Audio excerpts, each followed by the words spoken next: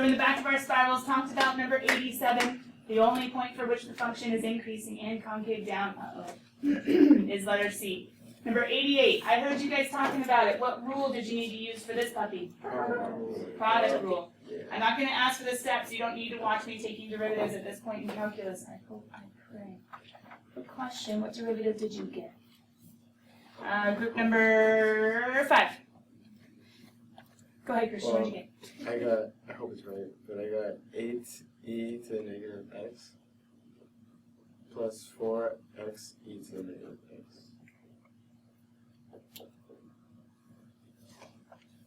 Okay. Group number 5, does anybody have a different answer? Yeah. Okay, what do you have, Star?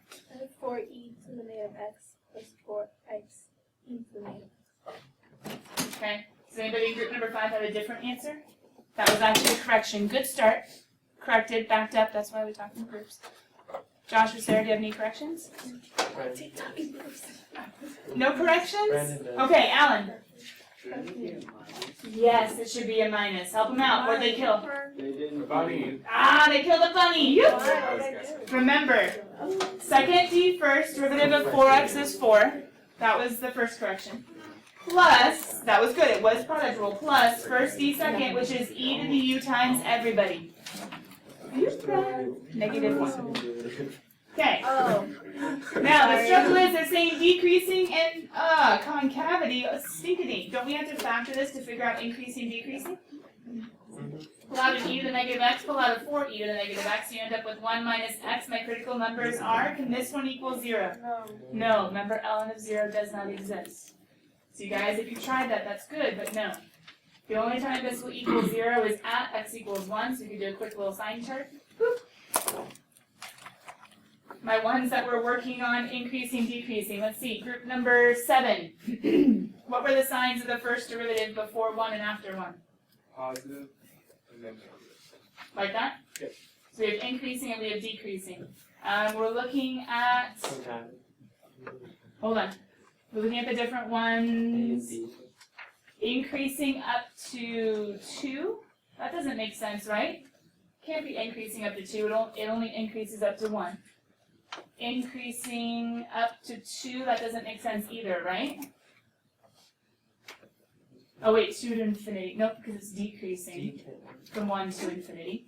Decreasing and concave upward on, okay, decreasing works. We haven't checked concavity yet, but decreasing works on 2 to infinity. Now I know it's 1 to infinity, but that means it's also true for 2 to infinity. I'll show you why the 2 in just 1 second. Decreasing on 1 to infinity.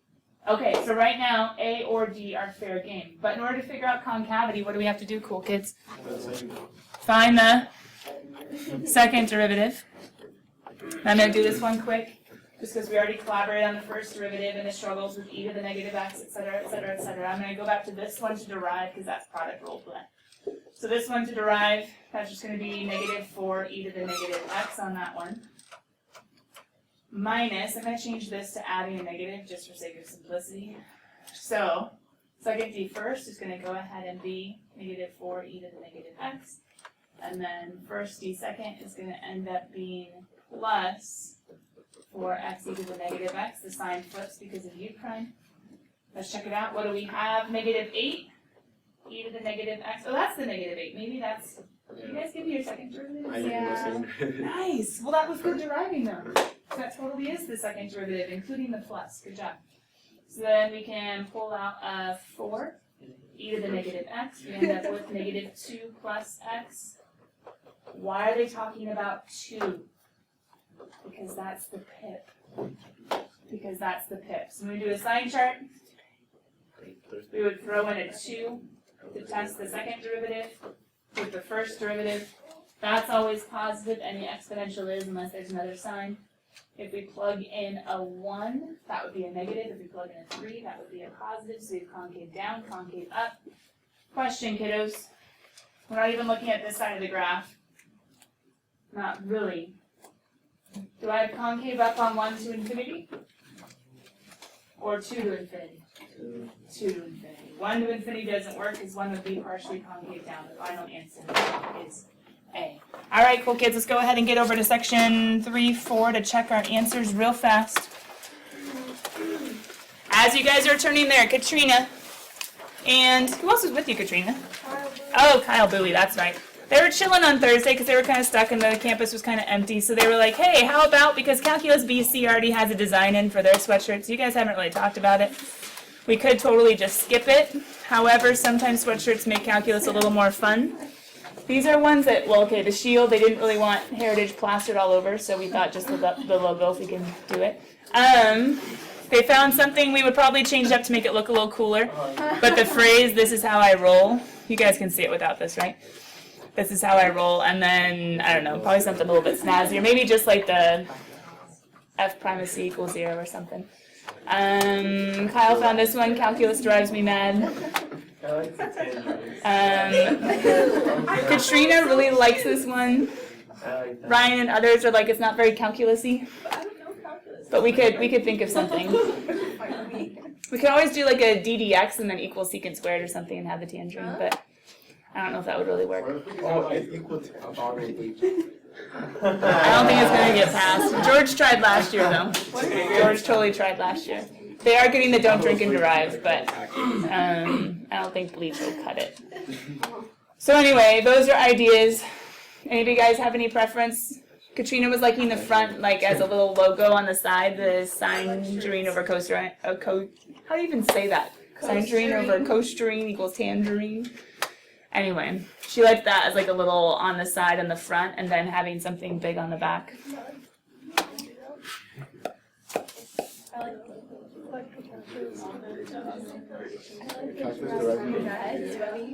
I like that one too. I've seen the Drives Me Mad, and then Calculus is Driving Me Crazy. I've seen that one before too. Drives Me Mad. Wants to drive off a cliff, is that what you said? Can we do crew next? No. I don't know if it would pass. I don't know if it would pass. Alright, hold on. We're just voting to see what you guys like. Some of you have been asking for extra credit.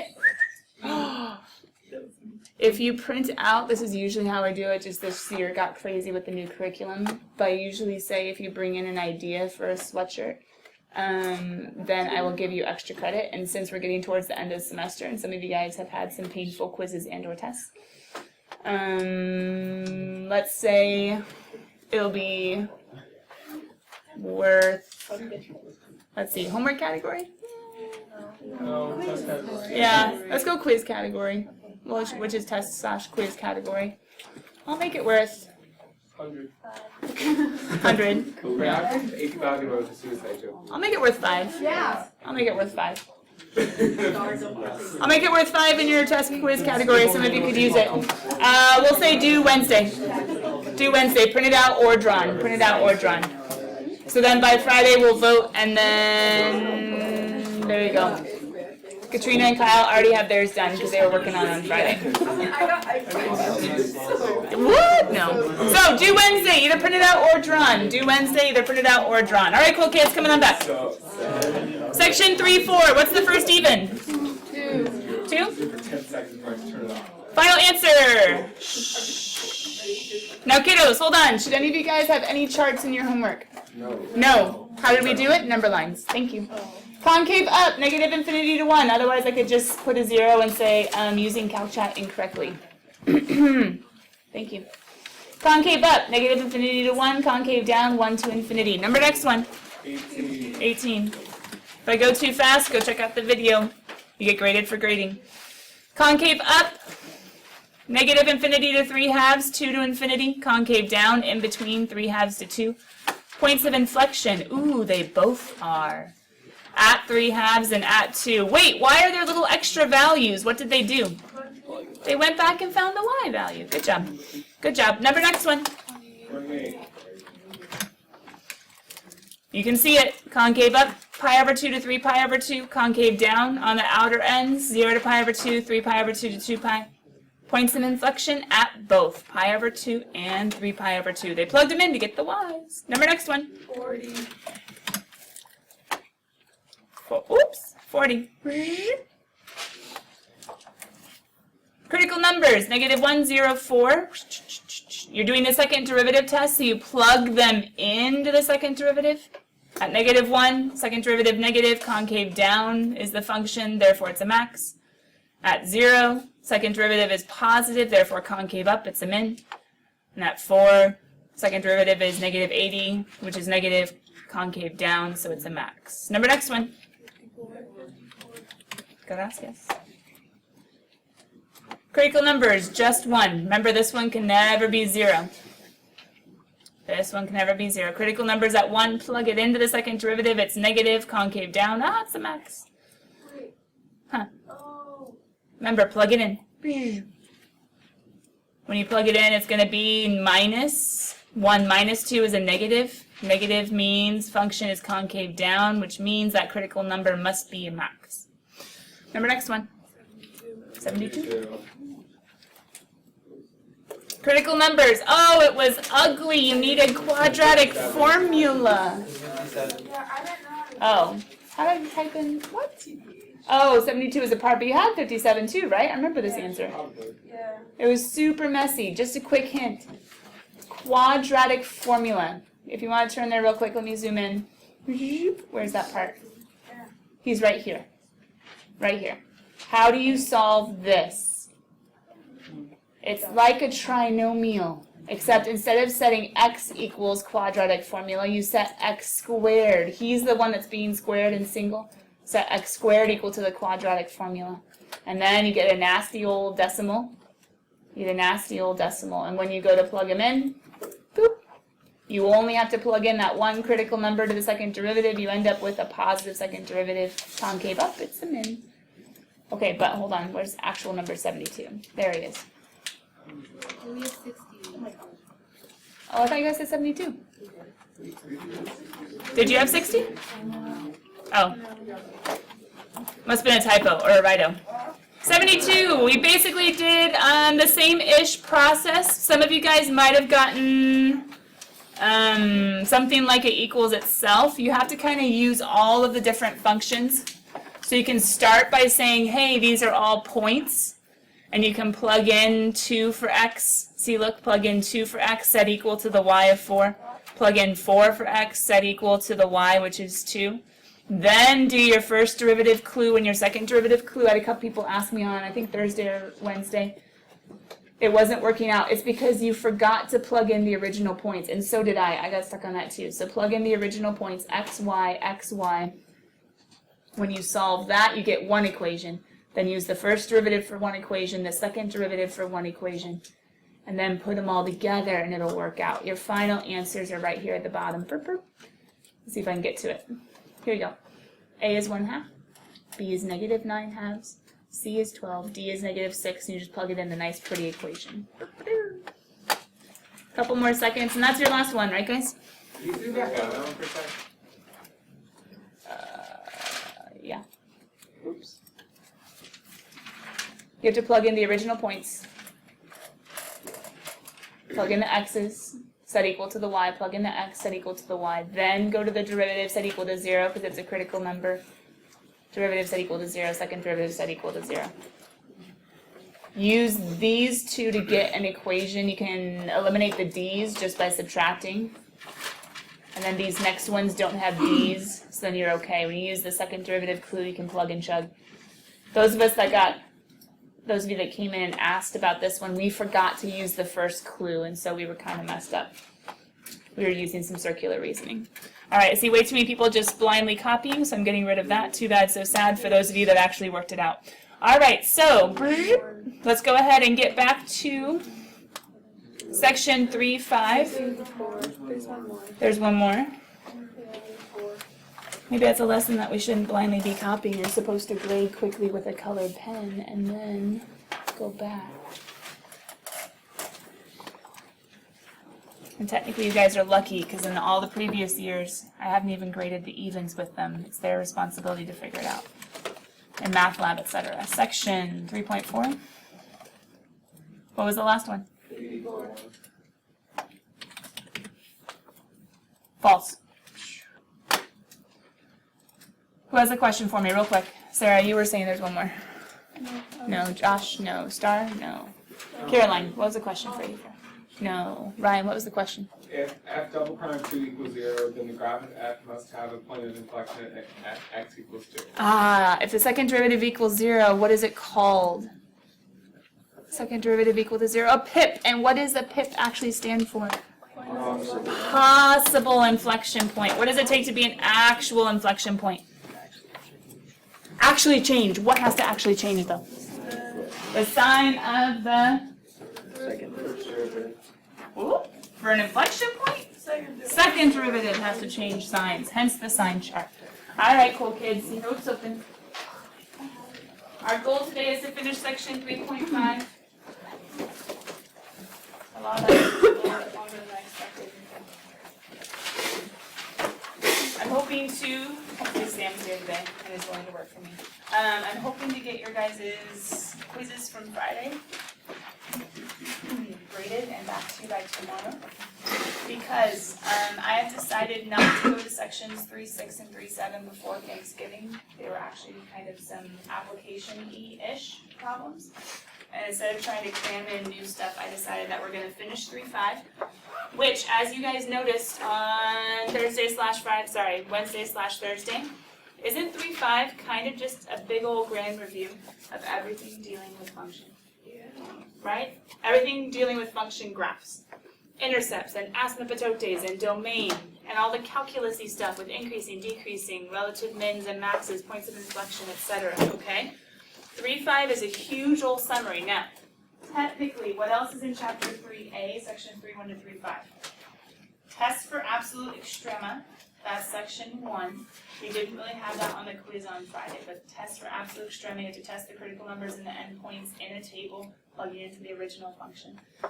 Section 3.2, roles and MDT, we haven't reviewed that for a little while, so that one's also in chapter 3, but otherwise it's increasing, decreasing, relative extrema, concave up, concave down, points of inflection, and then putting it all together in 3.5. We're going to go ahead and finish 3.5, the big stuff today. Tomorrow we're going to start on some AP practice. You guys are actually going to get an AP number 4, but I've cut it way down from what it was going to be. It's really just like a practice test from last year because they didn't have really good test reviews in their book.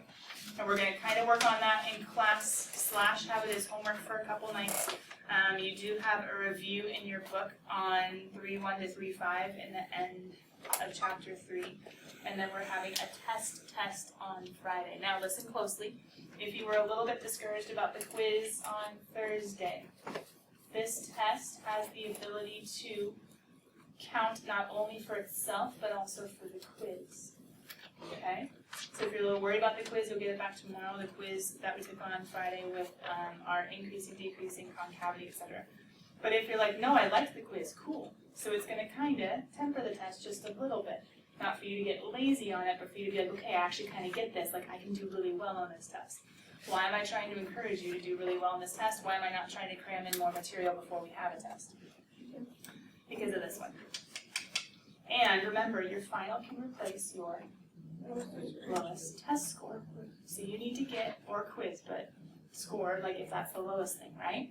So we need a really good test, hence why I'm cutting it off at 3.5. We're just going to work on examples in 3.5 today, do some AP-ish, multiple choice-ish, maybe an FRQ or 2 tomorrow / Wednesday. And we're going to have some little time to work here and there in our groups, etc. on that AP number 3.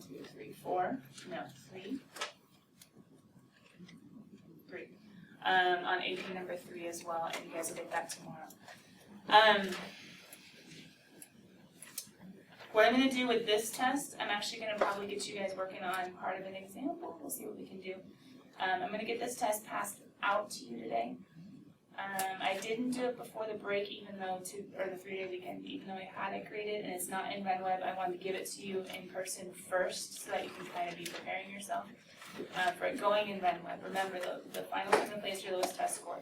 What I'm going to do is, as always, require test corrections. That counts as a grade. You're not going to get any bonus points back from test corrections this time. Instead, I'm going to give it to you today.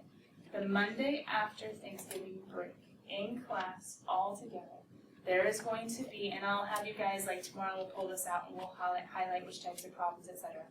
I'm going to have one representative problem, like one related rates problem, one f of x to g of x problem, one inverse derivative problem, maybe one long answer related rates problem. It's going to be more like a quiz in the sense of length. It's not going to take the entire class. Everyone is going to get it. Everyone can try on it. That is where you get points back on this test. It's not going to totally make up for the craziness that happened, that some of you just dropped the ball big time. Some of you were just confused and you worked really, really hard on it. But if I was to take a survey, an anonymous survey right now, how many of you worked really, really hard on studying for the related rates test? I'm pretty sure I already know the results. And so we need to stop shooting ourselves in the feet, not just foot, feet, plural, like crippling ourselves, paralyzing ourselves. We need to actually get some work done. So I'm going to go ahead and have you guys pass out correction papers while we work on section 3.5. One more time, the Monday after Thanksgiving. Why am I making it so far away? This week we need to work on getting a really good test on Friday, yeah? Take one pass around. We need to work on getting a really good test on Friday. Some of you, you've already kind of gotten that direction by doing really well on that quiz on Thursday. We'll see it tomorrow.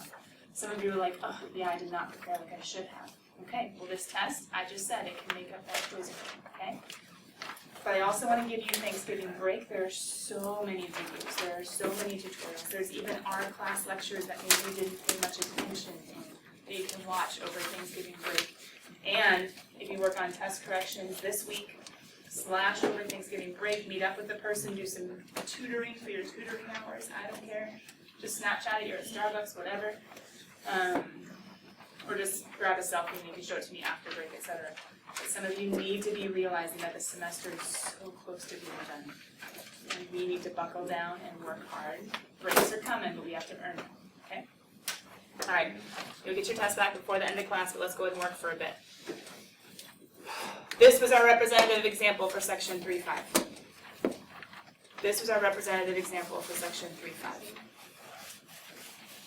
Okay? I did not find derivatives. How come? Because we know how to do that. You should know how to do that. Does that mean that you're going to be perfect and never make mistakes? No, but that's okay. We just need to be generally improving in all the stuff that has derivatives we're working on, right? I gave you derivatives. I gave you nice, pretty simplified derivatives. Some of you worked over the weekend on getting derivatives so that, oh, this homework will be so much nicer. But what do we have to do with those derivatives? Well, first of all, what's all this? Derivative stuff? Nah, pre-cal, right? So we found all these characteristics on Thursday after the other quiz was done. Maybe it was on Wednesday. Then we started going to the calculus-y stuff, using our two derivatives, and we figured out where the function is decreasing, increasing, having points of inflection, etc., etc., etc. We didn't finish really quickly here at the bottom, the concavity, but we did get our sign chart. And why are there little dotted lines? Why do I show that again? Yeah, it can't exist there. Discontinuity, right? So plugging in -2. -2 squared, that's positive. Negative, and then is that a cube? Yeah. That's a cube, right? Okay. Can't read my own writing. Alright. Sorry, that's a positive, that's a yeah, that's a positive. And that's a negative. So we're gonna have a negative before. Plugging in -1/2, that's a positive, that's a negative, that's a negative. Negative over negative is a positive. Plugging in +1/2, positive, positive, negative. Plugging in 2, positive. Okay, I'm just doing it quick so that we can go ahead and reference it, because once again, you guys shouldn't need me to do this again, and if you do, I'm online. Just do like HDS YouTube channel, go look at our past lectures, right? I've done these sign charts for you before, okay? Why am I only saying there's a point of inflection at 0? The sign changes at -1, at 0, and at 1. They're vertical asymptotes. We cannot include them as points of inflection. They're not even points. But we still have our sign chart. Ready to go. All right, cool kids. You have your notes right there. We're going to go ahead. I'm going to go ahead, dual page it, because our main goal, main objective in this section was, there we go, to get a sketch. All right, so help me out. Let's put it all together. Let's see if we can get this function. First of all, intercepts. Do I have any? Yeah, where? 0, 0. Perfect. So that was the x-intercept and the y-intercept. Okay, now we're down to what? Vertical asymptotes? Did I miss one? X-intercept, Y-intercept. Yeah, vertical asymptotes. We have one at -1, right? And we have one at +1, yeah? Okay. Poles, none. What comes next? Horizontal asymptote? Do we have anything? Yeah. Where? Y equals 0. Okay. Horizontal asymptote, let me go back one page. What else? Oblique asymptote, none. Symmetry, okay, somehow it's gonna have origin, symmetry, domain, we already know. Okay, it's up to calculus now. Oops, too far. It's up to calculus now. We have no extrema. No extrema? Well, that's a struggle. We have a pip at, okay, well, hold on. We have concave down from -1 to infinity. We have concave down and we have strictly decreasing. Oh, and it has to go closer and closer to 0, and it has to go decrease forever to -1. Okay, that's concave down, right? What's the concavity going to be between -1 and 0? Well, concave up and decreasing again. Okay, and then it goes concave down. Oh, point of inflection. Yeah, there we go. It's going to be like a backwards cubic. Can you guys tell what's going to be the last piece?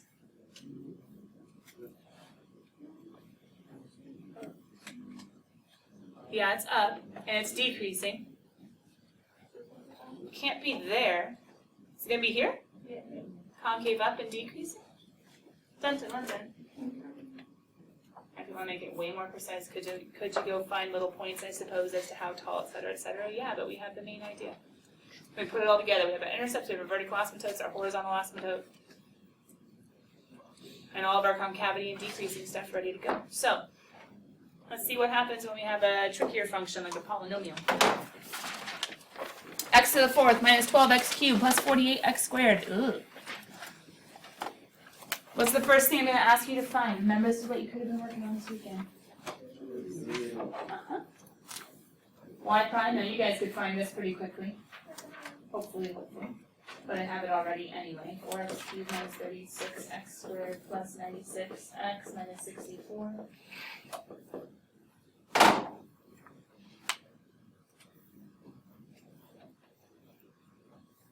Y double prime. No big deal. It's a polynomial, right? 12x squared minus 72x plus 96. And that's all well and good, but wouldn't it be nice to have these factored for what we're going to do in just a second anyway? Can we go ahead and factor out of 12? Let me get our x minus 4 times our x minus 2. That's a nice y double prime. Then over here, stink for critical numbers. What are we going to have to do, guys? Oh man, it's a cubic, isn't it? 4 to 96, that's what, 24?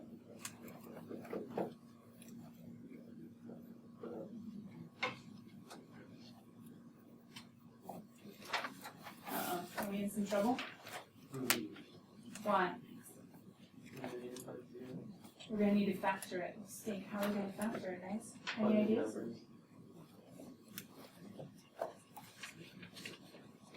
Yeah, we need to factor our trinomial, yeah? The problem is I factored the original, I didn't factor the next one. But that's okay. This is when the pre-cal gets hard. Because you need to factor a trinomial. Ugh, stinks. Does anybody remember what number we look at to try to figure out who goes in? I already took out a 4. Now look at the last number. Just as though you were doing a trinomial, and I think of the factors of 16. 1 and 2 and 4 and 8 and 16. We could go into like synthetic division and all that sort of stuff, and we might in a second, but we try to see if we can figure it out if it's an easy one. Now 0 isn't going to work because there's not an x and everything, but what about 1? Does 1 work? 1 minus 9 plus 24 minus 16. Wait, 1 plus 24 is 25 minus 9 and 16 is 25. 25 minus 25? 0. Whew! We found one real quick. So if I was to go ahead and take out a 1 from my 1, negative 9, I know pre-cal sometimes it gets hard. Ironically, with the ones with the easiest derivatives, it's a struggle. But the nice thing is we just figured out that we found one. Whew. So we can take our y prime and we can make him x. Remember, it's x minus the number in the box. So we have x squared minus 8x plus 16. We're trying to factor, and we get y prime is equal to x minus 1 times x. What factors of 16 make 8? 4 and 4. There we go. Y prime is equal to x minus 1. Is there a shortcut for that? Not really. Yeah. 4, because it's a 4. Yeah, so up until 4 at the top. Oh, process. Let's do focus on my factoring. That was close. All right, I'm going to go ahead and really quickly copy both of these, because we're going to need them in that calculus-y step, right? So we ended up with a y double prime of, and then we ended up with a y prime. You guys see why I was like, hey, and start taking derivatives early? But ironically, weren't those derivatives easy? What was hard? Yeah, the setting equal to 0, the simplifying part. So pre-cal's not easy. I never said it was, right? Some of you knew that already, and some of you it was. There we go. All right, let's go do some calc. Oh no, not calc yet. More pre-cal. All right, x-intercept. How are we doing? We're going to set y equal to 0. Y-intercept, set x equal to 0, right? Vertical asymptote. Uh-oh, see if there are any denominators. But are there any denominators? None. We'll come back to these. Poles. Well, there's no denominator, so none. Horizontal asymptote. Is there even a bottom to test with? Nope. Sometimes this part can get nice, though. So you worked hard with synthetic division and trying to find the factors, but now it's a little bit easier. Oblique asymptote, slanty, there's no denominator, so none. Symmetry.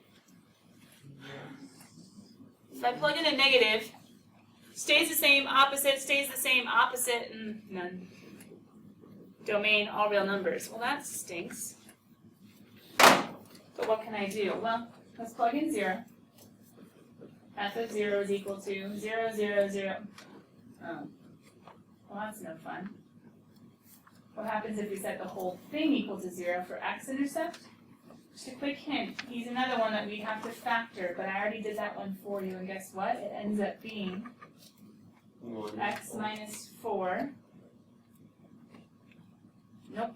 Pull out an x first. I forgot. Pull out an x first, and then x minus 4 cubed. So we are going to have an x-intercept of 0, 0, but we're also going to have one of 4, 0. Well, those are the only pre-calc clues we got. That's kind of lame. But that's all right. The only pre-calc clues we got, but that's all right. Now it's time to go to calculus-y ones, right? Critical numbers.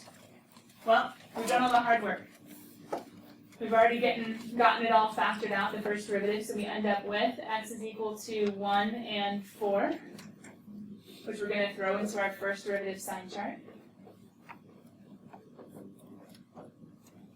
External, we'll get back to that. Pips we already got to be x equals 2 and 4, which we're going to throw concavity into our second derivative sign chart.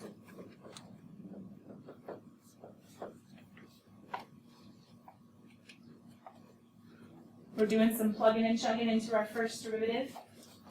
Plugging in 0, that's going to end up being a negative. Plugging in 2, it's going to end up being a positive. And then plugging in like 5, that's going to be a positive as well. So we have decreasing, increasing, increasing. Extrema, can you guys see it? Relative, min, at. Now, the book got you ready for this. You have the x value, we want the y value. So then plugging in, we get 1 minus 12, negative 11, plus 48 is going to end up being 37. 37 minus 64. Huh? I don't think so. 1 minus 12 is negative 11. Negative 11 plus 48 is 37. 37 minus 64 is going to be 30, 20, 27, right? Then for concavity, plugging in 0 to the second derivative is going to be a positive. Plugging in 3 is going to be a negative. Plugging in 5 is going to be a positive. Concave up, concave down, concave up. No discontinuities here, kiddos. So what are my points of inflection? At 2 and at 4, we'd have to plug in both of those to get y values, right? And we would throw all that together in order to finish off the problem. If you guys can plug in and get me y values. Meanwhile, I'm going to go ahead and quickly pass out tests. Kiddos, I have 3-5 as due tomorrow. We're not grading it tomorrow, but you should be in, you should be working, you should be at least deriving, because otherwise, it's just not going to be a good start to the week. So work on calculus tonight, commit, okay? Or we're going to be grading it on Wednesday for the evenings. All right, when I'll call your name, come on down. Brendan, Keithan, most of you guys aren't here. Charlie. Angela. Trevor. Christian. Bridget. These are in no particular order, by the way. Trevor's not here either. Corey. Katrina. Alan. Caroline.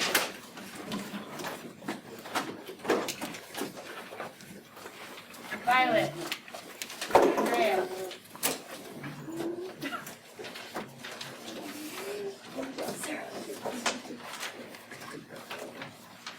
Ella. Josh. Eileen. Brandon. Laura. Florence. Haley. When you get it, you say go. Star. Sam. Aaron.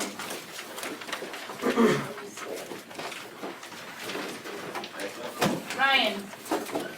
Maya. Sarah. Trent. Jason. Oh, sorry. What'd you get? Hey, there you go.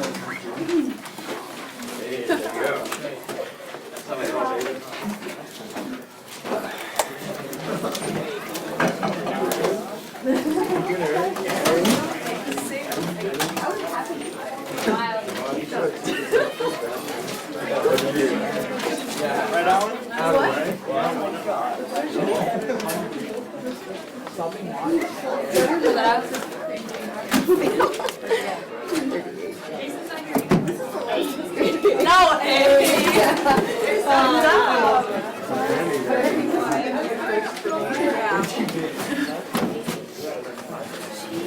Thank you for cards. I appreciate it too.